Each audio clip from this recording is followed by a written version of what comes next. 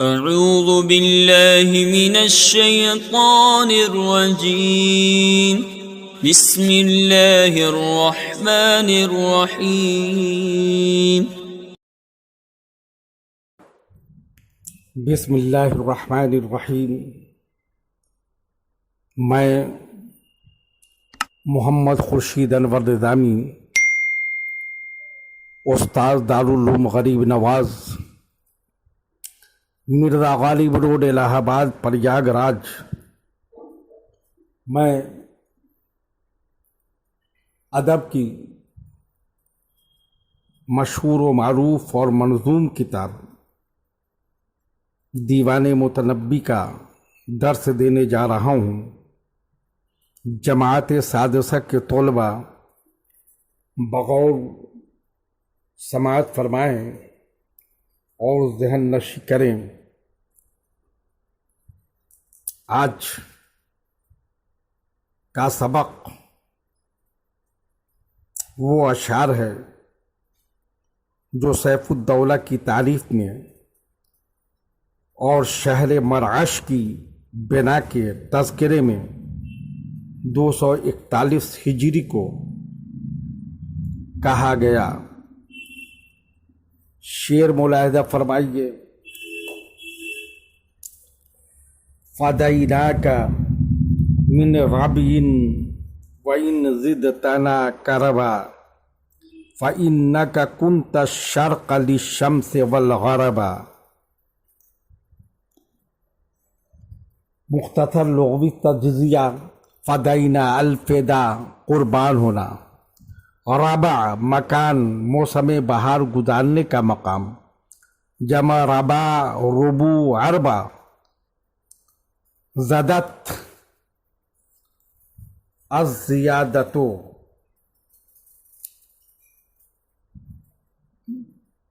زیادہ کرنا،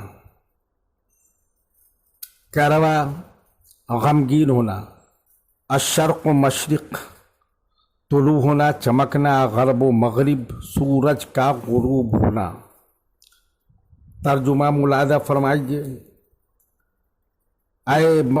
اے محبوب کے گھر، ہم تجھ پر قربان، اگرچہ تو نے ہمارے غم کو بڑھا دیا تو کبھی سورج کا مشرق و مغرب تھا۔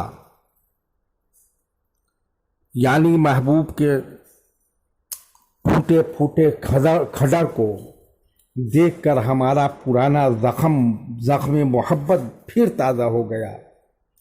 ایک زمانہ تھا جب محبوب تیرے دروازے سے نکلتا تھا تو معلوم ہوتا تھا کہ مشرق سے سورج نکل رہا ہو، اور جب کہیں سے واپس آ کر دروازے سے داخل ہوتا تھا تو ایسا معلوم ہوتا تھا کہ سورج غروب ہو گیا۔ اے گھر، تو خورشید حسن کا مشرق اور مغرب رہا ہے۔ آج اسی درد کو یاد کر کے میرا غم اور بھی بڑھ گیا۔ شعر ملاحظہ فرمائیے۔ وَكَيْفَ عَرَفْنَا رَسْمَ مَنْ لَمْ يَدَعْ لَنَا فَوَادًا لِعِرْفَانِ الرُّسُومِ وَلَا لُبًّا۔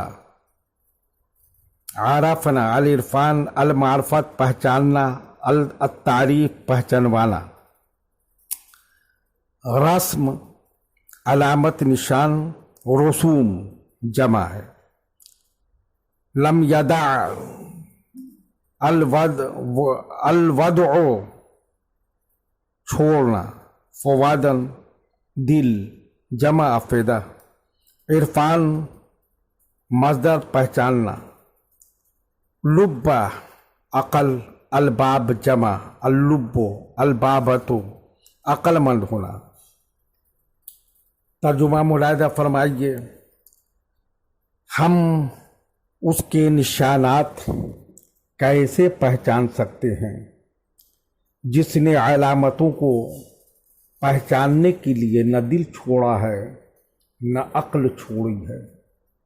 یعنی یہ کھنڈر، یہ وزیرانہ، یہ کھڈر اور یہ ویرانہ کیسے معلوم ہو کہ محبوب کا گھر کون سا تھا؟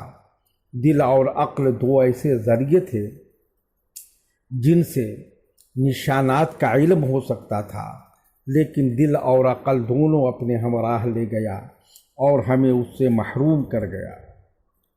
شعر ملاحظہ فرمائیے، نزلنا عن الاکوار نمشی کرامتاً لمن بان عنہ ان نلم بہ رکبا۔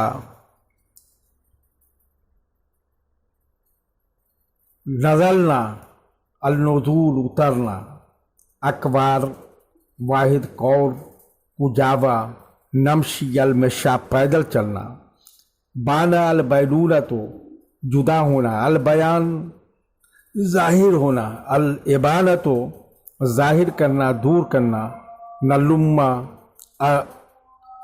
المام المام زیارت کرنا، رکبہ رکبن اسم جمع سوار، الرکب الرکوب سوار ہونا۔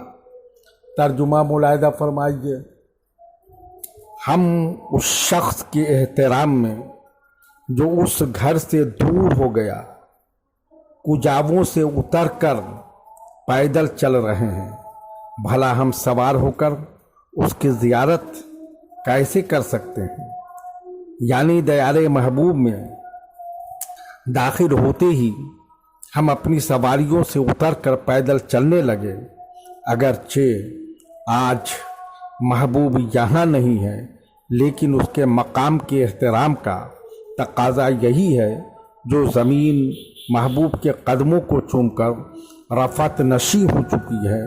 ہم اس سرزمین کی زیارت سواری پر بیٹھ کر کیسے کر سکتے ہیں؟ یہ محبت کے منافی اور دیار حبیب کی توہین اور ذلت و خواری ہے۔ شعر ملاحظہ فرمائیے،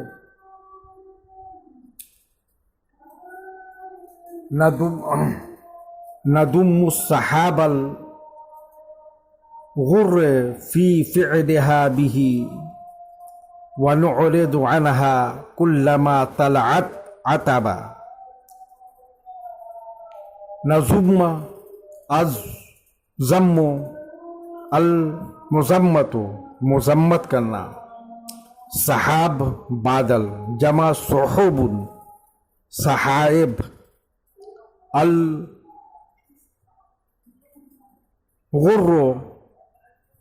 سفید اور نعرض الاعراض اعراض کرنا رخ پھیر لینا،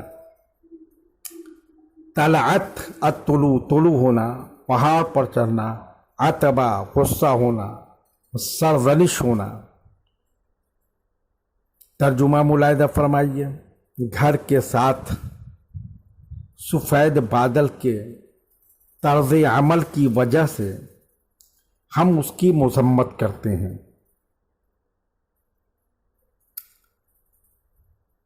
جب آسمان پر آتا ہے تو غصہ کی وجہ سے ہم اس سے چہرہ پھیر لیتے ہیں، یعنی پانی سے بھرے ہوئے ان سفید بادلوں نے دیار محبوب کے سارے نشانات برس کر مٹا ڈالے ہیں۔ اس کے اسی طرز عمل کی وجہ سے ہم اس کی مذمت کرتے ہیں، اس آسمان کے سفید بادل سے نفرت کرتے ہیں، اور جب بھی آسمان پر نظر آتا ہے تو ہم اس کی طرف سے چہرہ پھیر لیتے ہیں۔ شعر ملاحظہ فرمائیے، ومن صاحب الدنیا طویلا تقلبت على عینہ حتی یرا صدقہا کذبا۔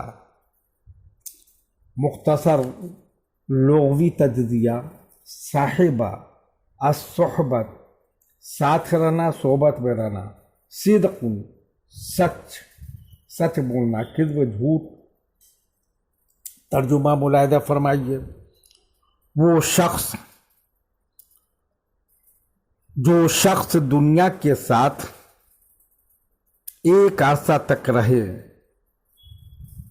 اور اس کی آنکھوں میں بدلی ہوئی معلوم ہوگی، اس کا سچ جھوٹ نظر آنے لگے گا۔ یا جو شخص دنیا کے ساتھ ایک سا عرصہ تک زندگی گزارا اور اس کی آنکھوں میں بدلی ہوئی آنکھیں کچھ بدلی معلوم ہوگی تو اس کا سچ جھوٹ نظر آنے لگے گا۔ یعنی جس نے طویل زندگی پائی اور دنیا کو دیکھا، بھلا تو اس کی نگاہ میں پہلے کی دنیا بعد کی دنیا سے مختلف معلوم ہوگی۔ کل جہاں اس نے دیکھا تھا کہ انسانی آبادی کی چہل پہل تھی، چہچہے اور قہقہے تھے، آج وہاں کھڈر ہے، ویرانی ہے، پھوکا عالم ہے، وحشت برس رہی ہے۔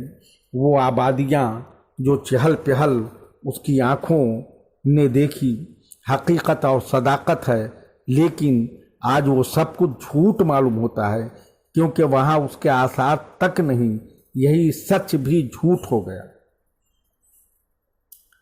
شعر ملاحظہ فرمائیے، وَكَيْفَ تَدَازِي بِالْأَسَائِلِ وَالضُّحَى إِذَا لَمْ يَعُدْ ذَاكَ النَّسِيمُ الَّذِي هَبَّ۔ التدازو لذت حاصل کرنا، لذت لینا، اللذاذت مزیدار ہونا، اسائل اصیلتن شام کے معنی میں، اسائل کا واحد اصیلتن ہے، شام کے معنی میں الضحیٰ چاشت کا وقت، حبہ الحبوب ہوا کا چلنا۔ ترجمہ ملاحظہ فرمائیے، صبح و شام سے کیوں کر لطف اندوزی ہوگی، کیسے لذت حاصل کیا جائے گا جبکہ وہ نسیم محبت جو چل رہی تھی ابھی واپس نہیں آئی۔ یعنی اب صبح و شام کے مناظر سے لطف اندوزی کیسے ہو سکتی ہے جبکہ وہ نسیم محبت جو کبھی زندگی کے چمن میں چل رہی تھی، چمن سے رخصت ہو گئی ہے، اور محبوب کے ساتھ وہ بھی چمنستان زندگی سے چلی گئی ہے، وہ واپس لوٹ کر نہیں آئی۔ انہیں خوشگوار ہواؤں کے صدقے میں صبح و شام میں کیف و سرور تھا، جب وہ نسیم بہار ہی نہیں تو لطف اندوزی اور نشاط و مسرت کا سوال ہی کیا ہے۔ شعر ملاحظہ فرمائیے، وَذَكَرْتُ بِهِ وَصْلًا كَانَ لَمْ أَفُزْ بِهِ وَعَيْشًا كَأَنِّي كُنْتُ أَقْطَعُهُ وَصَبًا۔ لم افز الفوز کامیاب ہونا، عیشن زندگی، مصدر زندگی گزارنا، القطع کاٹنا، طے کرنا، منقطع کرنا، وصمن کودنا، چھلانگ لگانا۔ ترجمہ ملاحظہ فرمائیے، میں نے اس وصل کو یاد کیا جیسے میں اس میں کامیاب ہی نہیں ہوا، اور اس کی زندگی کو جسے میں نے گویا چھلانگ لگا کر طے کیا ہے۔ یعنی دیار حبیب میں مجھے وصال محبوب یاد آیا، لیکن وصال کا تصور ایک واہمہ اور فرضی چیز کے طور پر رہا۔ ایسا محسوس ہوتا تھا کہ شاید وصال محبوب مجھے نصیب ہی نہیں ہوا، اور زندگی بھی یاد آئی جو میں نے محبوب کے ساتھ گزاری تھی، لیکن وہ زندگی اتنی مختصر معلوم ہوئی جیسے کوئی کسی چیز کو چھلانگ لگا کر